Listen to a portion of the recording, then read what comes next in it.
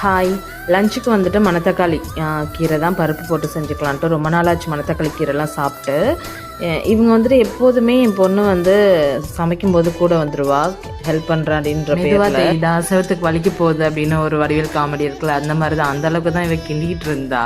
புது வருஷம் முதல் மாதமே வந்துட்டு ஃபுல்லாக ஃபெஸ்டிவல் அது இதுன்ட்டு ஜாலியாக போயிடுச்சு. யூடியூப்பில் நல்லா சக்ஸஸ் ஆகணும்னா வீடியோ கன்சிஸ்டண்ட்டாக போடணும். ஆனால் அது வந்துட்டு இப்போது ஏதாவது ஃபெஸ்டிவல் டைமில் வேறு ஏதாச்சும் ஃபங்க்ஷன் வரும்போது அது வந்துட்டு முடிய மாட்டேங்குது. ஆனால் சில பேர் வந்துட்டு பொங்கல் அன்னைக்கு ஷூட் பண்ணதை பொங்கல் அன்னைக்கு எடிட் பண்ணி போட்டுறாங்க. ஆனால் நான் பேசிக்காக லேசி கேர்ள் தான். ஸோ நம்மளும் ட்ரை பண்ணுவோம் அதே மாதிரி போடுறது. எனக்குலாம் இந்த சாம்பார் ரசம் அதெல்லாம் வந்துட்டு எவ்வளோ கொடுத்தாலும் சாப்பிட்டுக்கிட்டே இருப்பேன். ஒரு மாதிரி சாப்பிட டேஸ்ட்டாக இருக்கிற மாதிரி இருக்கும். லஞ்ச் முடிச்சதுக்கப்புறமா ஈவினிங்காக சத்து மாவு கொழுக்கட்டை பண்ணிவிட்டு அதுக்கப்புறமா இவங்க மேடம் வந்துட்டு கொஞ்சமாக டொமேட்டோலாம் க்ளீன் பண்ணி கொடுத்தாங்க. நான் தான் க்ளீன் பண்ணிகிட்டு இருந்தேன். நானே தரமா அப்படின்னு சொல்லிட்டு வந்து க்ளீன் பண்ணி கொடுத்துட்டு இருந்தா.